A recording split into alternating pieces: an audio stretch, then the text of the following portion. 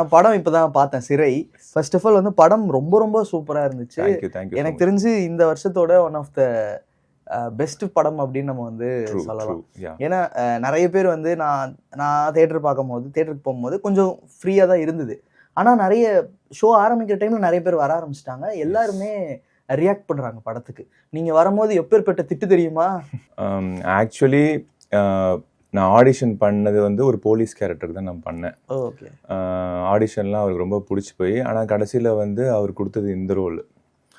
இந்த ரோல் சொல்லும்போது it's like குடிகாரன், இம்பார்ட்டண்ட்டு, எப்போ பார்த்தாலும் இந்த மாதிரி ஒரு மாதிரி கோளாறாகவே சுற்றிட்டு இருப்பான், இப்படி தான் அவர் சொன்னார்.